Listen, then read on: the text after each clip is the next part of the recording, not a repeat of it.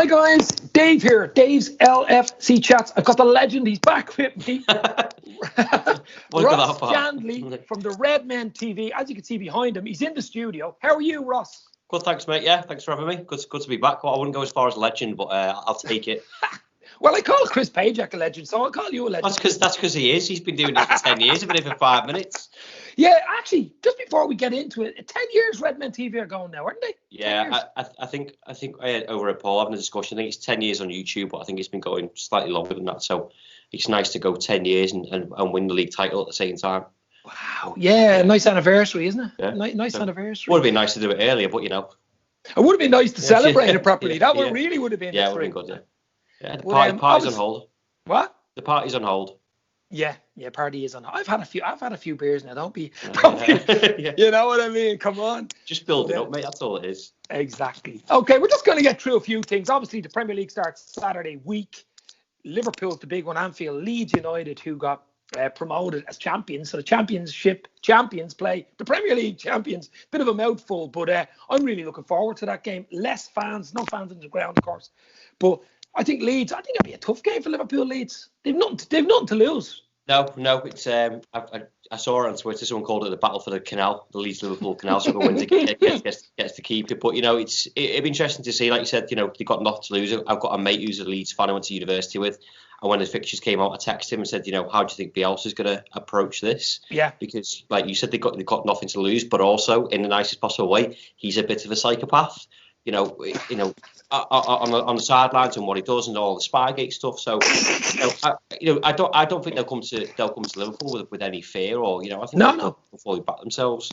I do think it's a massive shame, as with all games, that there's no fans there. So we obviously Liverpool need to have a good history in the Premier League. You know, that there's a sense of rivalry there as well. It would have been good to have both sets of fans, in particular with the first game back in the Premier League for Liverpool. Anyway.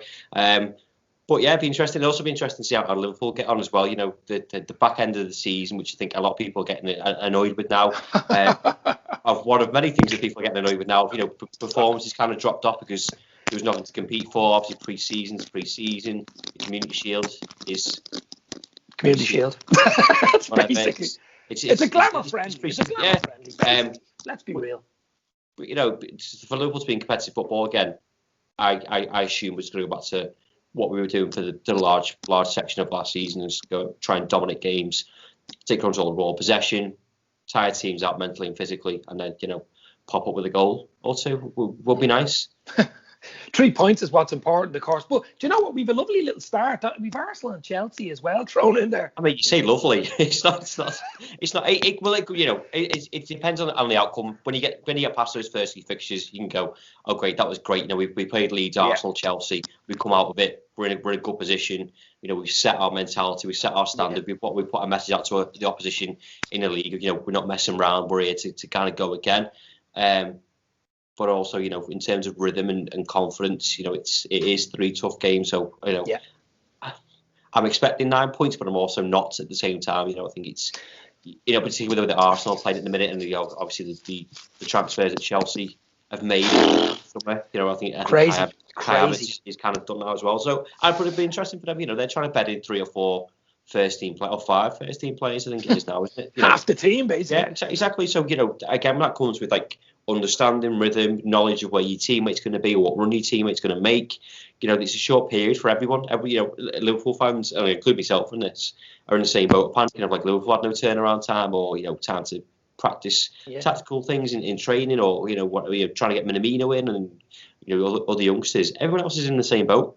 For teams like Arsenal and Chelsea, they probably had even less. For playing in the FA Cup and stuff like that. They've had a shorter break than most teams. So it's not all about Liverpool. It's about what other teams are doing as well. Do you know what? I think, especially in the last 2 seasons, we've been spoiled. And I think we're like spoiled kids who don't get their way in a playground or in a schoolyard, And if a result goes, even the 2-2 draw against Red Bull in the friendly, we're 2-0 down, I know. We didn't play well in that game. But, Twitter, I'm on Twitter, you're on Twitter, but I'm seriously thinking of getting off it, because it is. I can't. It's my job. I know. Listen, it helps you. When you post stuff, it does help in ways. I think you have to be on it in a way, but it is toxic. You could say the wrong thing on Twitter and literally be closed down. Yeah. But we never mind FSG outers and Klopp outers and all these guys. Do they realise Liverpool, where we have come? I mean, they should have seen the documentary on BBC on Monday night, I think it was, in the doldrums since we won it in 1990. And you look at that as a documentary going through. They didn't dip into the Gillette Hicks enough in it, because that was really like where we really were in trouble, really, as a club and everything. And to look where we are now and still giving out. I mean, it's unbelievable. There's got a couple of things on that. Like, I think it comes from, I think you're right, a kind of sense of entitlement. And that's from, I think, all Liverpool fans, and it's not a negative thing. That's a positive thing. Going like, we're at the top. We want to be here. We want to win every game. We're not used to losing, so when we do lose, we don't like it. I think also it's a part of it is fear.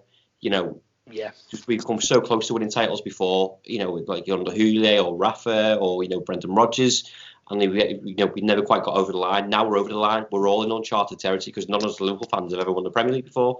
So how do we react? Well, we want to stay on top. And then you see again what other teams are doing. Man City are buying players, potentially getting messy. Whether that won't happen. Chelsea are buying players. And you're thinking, I don't mind if someone's FSG out. Like if you don't want them, or even to an extent Klopp. Like I don't agree with it.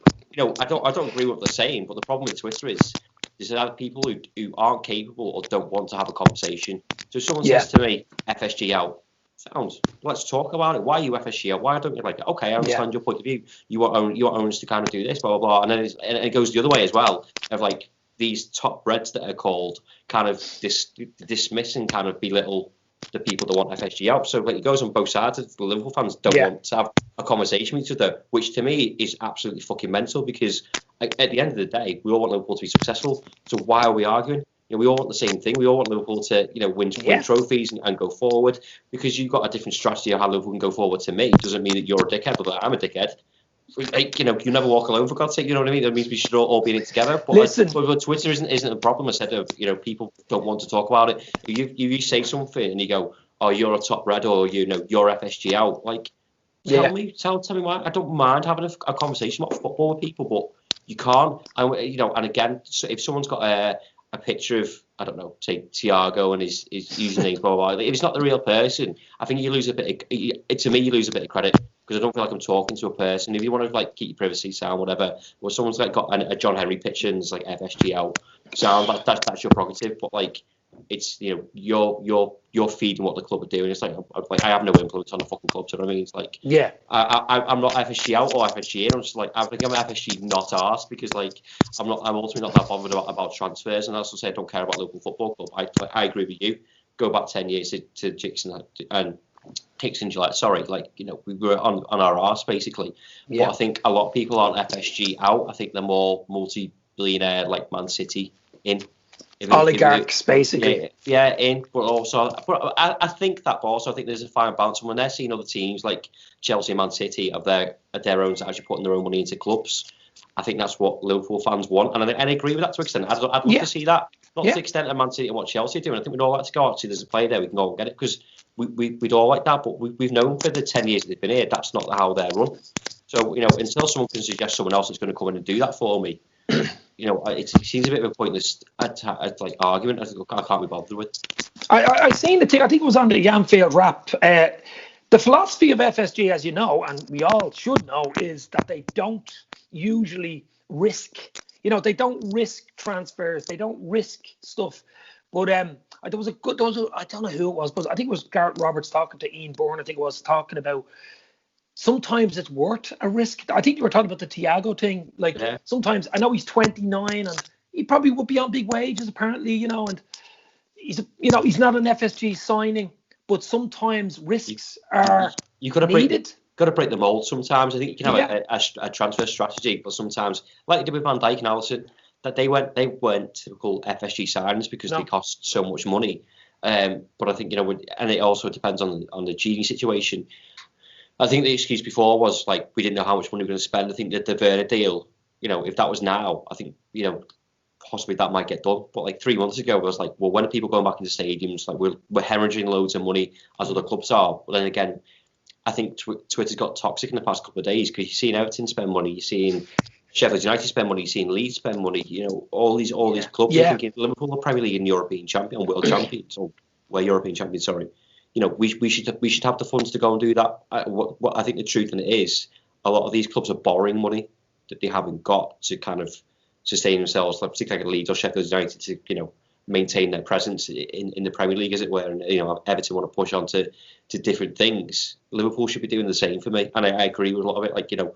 Liverpool should be spending money. Liverpool should be taking those risks. But I just know me putting it in capital letters on Twitter isn't going to change. Isn't going to change anything. It's not going to change. Or me starting an argument with someone isn't going to change anything. Like, yeah, I love Liverpool to go. Just go, like I said before, for FSG take, go and get Thiago. I'd absolutely love that. Go and do it. But I think Mel Reddy did a good piece, and it was not just about the finances behind it. It's the fact that they've got Marco Grujic and Harry Wilson, plus 6 or 7 other midfielders at Liverpool Football Club currently. It's like, for me, go and get another forward of decent quality, or another centre-half maybe. Centre half, because I think Nat Phillips is possibly going out to Bristol City or Bristol Rovers. That's right, yeah. So, and now we're in a situation where Harry Wilson might have gone to Bournemouth, had they stayed up, or had COVID not happened, because Bournemouth would have had the money, or someone like that. Whereas the clubs that you potentially could sell Harry Wilson to, or Marco Grujic compared to Berlin, Liverpool want 20 million for Marco Grujic, which they would have got probably pre-COVID. Yeah. But now they can't do it. So what they're going to do? I had a chat in our Discord group, and it's like, if you were under a restaurant and you had 10 chefs, 2 of them you weren't really fussed about, but then you saw a really good one that was on the market. You're not going to get one in and have 2 people pay their wages to sit and do nothing. You're not guaranteed you can get rid of them, or you're not going to sell them on the cheap. Because if Liverpool got Thiago in, like a Leeds or someone to go, well, you've got loads of midfielders there, you're desperate to get rid of them. I'll give you half of what you want for Harry Wilson. And Liverpool have to go, oh, fucking hell, we need to get him off the books. We need to get rid of his wages. It's the wages as well, isn't it? The wage, yeah. So, I think it's just a case of logistics more than anything. But again, on Twitter, people don't have the patience. But I also think there's the thing of the Timo Werner stuff as well. That's soured a bit. That's soured a bit. It's soured a bit, but also like Liverpool, we're in the race for that. Liverpool, we're in the league, and another club came in and got him. I think there's a fear there that Liverpool don't pull the finger out and get Thiago. Man United are going to get him or something. Exactly. You could go to Man United, or you could go to Arsenal. I think he's strengthened Arsenal as well. Spurs, Wolves, Everton, anyone in the Premier League. He's strengthened his world class midfielder. So again, it just comes down to patience. So like I'm pretty blasé about transfers. Like I used to like it when we're quite old compared to a lot of Liverpool fans on Twitter. You get the paper the next day, Liverpool signs someone. Sound, it's done. Yeah, I know. All the Fabinho stuff where you'd hear it, and then within an hour he's wearing a red kit or whatever. It's almost its own level now. Transfer. There's even channels that just do transfers. That's what it is. Like, you know what I mean? It's its own. And that's not helped. And people feed into that. People like hang with every word that Sky Sports News says. It's on Twitter like 2 days before. Like, don't worry about it. But again, I like having a conversation, but getting angry with someone or saying that they should be doing this, should be doing that. Sound like I'd love Liverpool to be even faster on it, but of course you would, yeah. But the thing I think holds the key, and I've said it for weeks now, the Gini situation holds the key to Thiago. If Gini does go to Barca, his old the Holland boss Koeman, of course, if he goes back to Barca, I think it's almost certain we'd get Thiago in that decision. But the decision is if he doesn't go to Barca, I don't think we'll go for Thiago as well. I just can't see it. Well, what do you think? It depends, doesn't it? If he goes, like I wish him well. If that's what he wants, then sound. And in that case, you're right. It's almost a straight swap, isn't it? Gini out, Thiago in. But it also might be the case of if Gini doesn't go, but then he doesn't sign a new contract and he runs it down. Well, I think Liverpool again just get Thiago in anyway, because you're going to lose Gini, and then you've got an immediate replacement for him this season. That's true, I suppose. And the other thing, which I've heard you say, and I've said it, Fabinho, who will be similar to Thiago, even though Thiago probably gives you a bit more going forward, could play centre half, and we do need a centre half. So he could sort of do a stopgap centre half, have Thiago there as well doing his job. Yeah, you know what I mean? It's actually go 4-2-3-1. You could, I think the very rare occasion, I think I'd be okay with Fabinho at centre half. If Gomez is injured and Matip's injured, their injury record isn't great. Obviously, Nat Phillips is going. Billy Cometio looks Billy lad.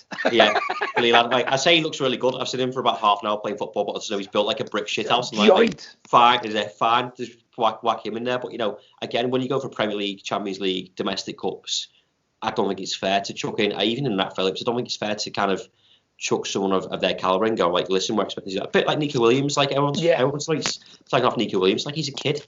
You know, he got lashed out on Twitter for that, like probably positional mistake against Aubameyang, didn't he? Ridiculous. But like he's learning his trades, and he's trying to fill in for Trent and stuff like that. So, but I think Liverpool reached the point where sometimes you can't have that. When you're trying to push on because the standards so high, every game is must win. Again, we used to winning quite a lot. You saw it with Adrian.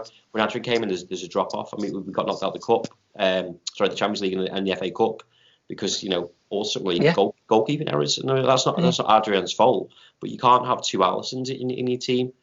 I know it's a sad reality. Or maybe you can do. I think United and Chelsea have had periods where they're like two good goalkeepers. Yeah, two really good goalkeepers. But it's very rare that does happen. I think Man United might have had it when they had De Gea and was it Van der Sar towards his career. But De Gea was making mistakes. Then it's just the standard expectation what Liverpool have done, because they've gone 97 and 99 points and a Champions League. Everyone's gone like just be amazing all the time. So yeah, it's an irony. That's what I'm saying, Ross. The more successful you are, the more under the microscope you are, and the more little. Even if you let in a goal they were given, or someone went past Van Dijk last season. I remember it was being tweeted. Someone went past them, like what is going on? Like, that's the standard of Liverpool. Like rival fans didn't have anything at that point, and then obviously when Watford beat us, like every Premier League club fan was like, oh no, that's just amazing. Like, just lost a game of football. It was like we've lost one game. Well, what was it? 2 games like in 1.5 seasons that we lost to City in the league, didn't we? Mad.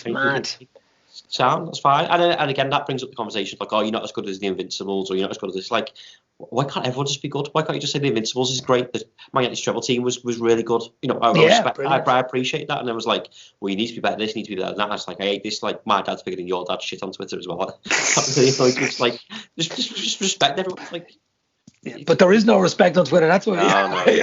More for me, I think. And do you know what the problem is with Twitter as well? It's Liverpool fans attacking Liverpool fans. Now I don't know if they're all Liverpool fans and they say they're Liverpool fans, but it's just listen. We forget about Twitter because, as you say, it's toxic. We have a rearranged friendly on Saturday. I think it's Blackpool at Anfield at 3:00. Yeah. Would you go strong in that, looking to say, right, this is starting 11 maybe for the first half to play Leeds? Well, there's only some of them that can play in it, because I think there's internationals as well, isn't there? Don't talk to me about internationals. I don't want to. I think you can get minutes in for the likes of Mane, Salah, Fabinho. Obviously the lads that aren't in South duty. If you can get a good hour in them, I think that's a good point forward. But obviously don't knock them out, because like you said, we've got 3 important fixtures coming up. Difficult fixtures in the Premier League. Do what you can there, and same for internationals as well, which are like. People know my thoughts on international football, particularly when there's one the week before the Premier League starts in a tight turnaround. I just think you put all that preparation in, you try to concentrate on preparing for the new season, and then just before it's like, yeah, we're going to take you away. I think it just upsets rhythm, stuff like that. So as long as everyone comes back unscathed, I'll be happy. I think Henderson's kind of stepping up. I think I don't think Henderson's got away with England. I don't think so. If he can get 40 to 60 minutes under his belt against Blackpool, I think that puts us in good stead as well.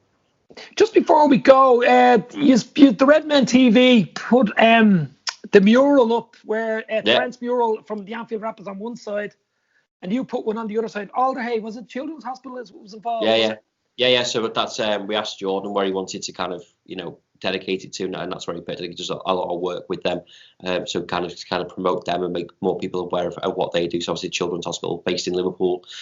So yeah, he was really happy with it. He signed it. Seen it, yeah. And then obviously, good job he got in there, because I think there's about 7 or 8 more murals. I'd hate to be an Everton fan walking around Liverpool, because every time you turn a corner, there's a Jurgen Klopp or a Trent or a couple of Henderson. There's some unbelievable ones. A friend of mine, Dave, he lives in Liverpool. He's the one got it in his garden. And the back wall. Oh my God. Yeah. Unbelievable. Yeah. That's like a picture, that one, isn't it? That's realistic, like a super realistic one. But no, it's brilliant. It's great coming on, Ross. Just before you go, Redmen TV, what have you something coming up? Like obviously the season starting next week. Have you something in store? Just our usual content. We're doing match day watch along, so people don't want to listen to Martin Tyler be a miserable bastard. Then you can listen to Paul and Chris to do some unbiased commentary. Yeah. We're doing stuff. We do our Anna League show. We talk about non-Liverpool stuff. About how other teams getting on. We get guests in that support other teams and talk to them. I quite enjoy that because we talk about Liverpool quite a lot. So I was on that actually. I was on that. Yeah, just our regular content. So looking forward to it. Obviously, the content is going to step up again, and obviously, I think we go to 2 games a week for the majority of the season, which is going to be quite intense. So, we slowed things down the past couple of weeks, and we're getting ready to go again. Right, Ross, I'll let you go. Have your lunch. Thank you. Enjoy the rest of the day. Thank you very much for coming on. Redmen TV, of course, the legends. I'll put the link down below. Everybody knows who you are anyway. Thank you. But hope to talk to you soon. Stay safe. Say hello to the boys. Will do. See ya. Cheers, mate.